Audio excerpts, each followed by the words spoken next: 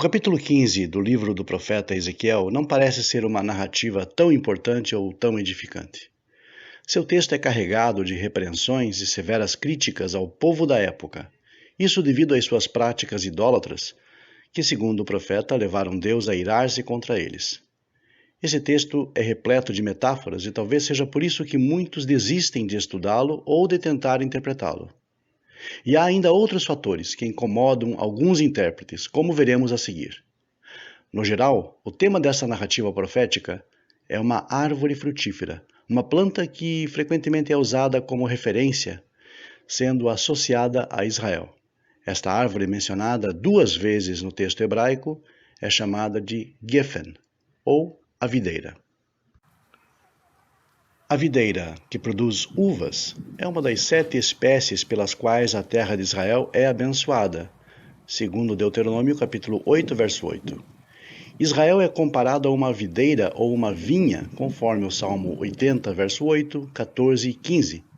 Uma videira ou vinha trazida do Egito e plantada pela mão direita de Deus. Segundo outros relatos, esta videira ou vinha, de forma geral, não produziu frutos bons. Porém, apesar disso, lemos em Isaías 65:8 que os bons frutos que escassamente eram produzidos não seriam destruídos juntamente com os maus, pois aqueles, pela sua fidelidade, permaneceriam. Rashi esclarece isso em seu comentário sobre o verso 1. Ó mortal, como a madeira da videira é melhor do que a madeira de qualquer galho a ser encontrado entre as árvores da floresta, o galho, comenta Rashi, que estava entre as árvores da floresta e não sobre a videira das vinhas, que dá fruto. Eu estou te perguntando, mas sobre o galho de uma videira que cresce na floresta. Ou seja, a questão envolvia não a videira boa, que produzia bons frutos, ainda que fosse naqueles tempos a minoria do povo. A questão era quanto aos ramos extremos da videira, que avançavam pelas florestas, isto é, que se misturavam às outras árvores, ou seja, às nações, e produziam frutos de péssima qualidade. Qual seria então a utilidade desses galhos? Esta seria a questão. Nós lemos em Isaías 18:5, porque antes da cega, quando já o fruto está perfeito e passada a flor, as uvas verdes amadurecem. Então com foice podará os sarmentos e tirará os ramos e os lançará fora. A ideia trazida por esse texto é que haveria um momento em que a vide ou a videira estaria na época da colheita, e depois de amadurecido o fruto, os sarmentos, ou seja, os galhos, seriam tirados e os ramos seriam lançados fora. Esta é uma imagem vívida do que ocorreu nos dias do exílio, quando um pequeno remanescente sobreviveu e uma grande parte do povo acabou perecendo, cumprindo esta palavra com bastante precisão.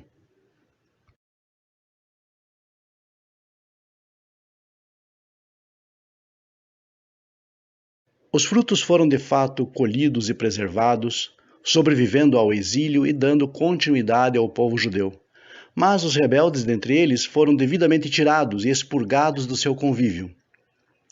E assim lemos: portanto, assim diz o Senhor Deus, como a árvore da videira entre as árvores do bosque que tenho entregue ao fogo para que seja consumido, assim também entregarei aos habitantes de Jerusalém. E porei a minha face contra eles. Do fogo sairão, mas o fogo os consumirá. E sabereis que eu sou o Senhor quando tiver posto a minha face contra eles. Antes dessas falas, o profeta Ezequiel menciona no verso 2 uma situação bastante curiosa.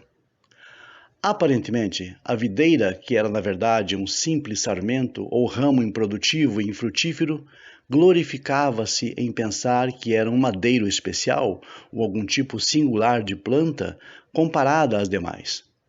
Numa linguagem alegórica, o profeta parece nos dizer que esta videira, o improdutivo Israel, que aliás causou o exílio babilônico, via-se numa situação superior às demais árvores da floresta, ou seja, melhor do que as demais nações, ainda que estivesse misturada às outras em seus costumes, práticas e crenças. E como repreensão a este comportamento, o profeta diz: Filho do homem, que mais é a árvore da videira do que qualquer outra árvore, ou do que o sarmento que está entre as árvores do bosque? Sintetizando, De que forma esse pessoal que se acha melhor do que as outras pessoas, posto que está misturado a todos e produzindo os mesmos frutos maus, onde estará a sua superioridade? E então, deixando claro a inutilidade daquela videira brava, daquele galho ou sarmento imprestável, isto é, os rebeldes, no verso 3 o profeta conclui seu raciocínio. Toma-se dele madeira para fazer alguma obra? Ou toma-se dele alguma estaca para que se pendure algum traste? Ou seja, a madeira desta videira improdutiva não serve para nada, nem mesmo para se fazer uma estaca para que ali se pendure trastes, coisas inúteis, sem o menor valor. É uma linguagem bastante vívida, uma representação muito forte para aquela geração descompromissada com os ideais mais importantes da Torá, a lei divina. A ampla maioria daquelas pessoas que então viviam pelas suas imoralidades e a sua idolatria, sendo comparado ao galho de uma videira infrutífera, sequer serviam para que se fizesse deles uma estaca, para que nela se pendurasse coisas de pouco valor. Porém, é muito importante que se saliente aqui que isso é referência aos ímpios daquela geração, e não aos que de fato eram videira ou vide frutífera, como aqueles remanescentes justos, por meio dos quais a nação judaica foi reerguida após os anos do exílio babilônico. Curiosamente, no Evangelho de João, capítulo 15, exatamente o capítulo de Ezequiel que estamos tratando, o mesmo número, Jesus traz o tema da videira, fazendo referência a si mesmo como a videira verdadeira, João 15, verso 1. Todo o discurso que percorre os 27 versos desse capítulo é bastante vinculado aos conceitos de Ezequiel 15, que nos oferece uma metáfora semelhante, fazendo menção aos galhos da videira que estão na floresta. Ezequiel 15, verso 2. Isto é, eles estavam mesclados indevidamente às outras árvores do bosque, uma clara referência à violação do mandamento que impedia os judeus de se misturarem aos povos em seus costumes idólatras. Jesus teria dito em outra passagem, porém, que seus seguidores deveriam ser conhecidos pelos seus frutos, Mateus 7,20, isto é, pelo que produziam como efeito da sua fé. Lamentavelmente, ele mesmo não nos dá segurança quanto aos frutos produzidos em sua carreira. Primeiramente, ele ordena que seus seguidores amem a todos sem diferença, mas já em outra passagem admite de forma velada que deseja que seus antagonistas da própria nação sejam eliminados. Antes, ele mencionou que pais e mães deveriam ser honrados, em Lucas 18:20. Porém, admitiu que seus seguidores deveriam odiá-los, caso fossem empecilho para que o seguissem de forma plena. Ele pregou a não agressão e a resistência ao mal, porém, na prática, invadiu os átrios do templo, expulsando dali as pessoas que estavam cumprindo mandamentos. Várias vezes ele teria salientado a soberania de quem chamava de Pai, Deus, porém colocou-se várias vezes como parte da divindade, senão ela mesma. Ele disse, antes que Abraão existisse, eu sou. Abraão viu a minha glória e alegrou-se.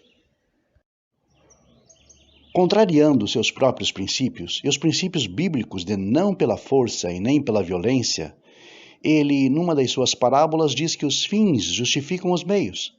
Para que sua causa fosse vitoriosa, as pessoas deveriam ser obrigadas a aceitar a sua suposta soberania.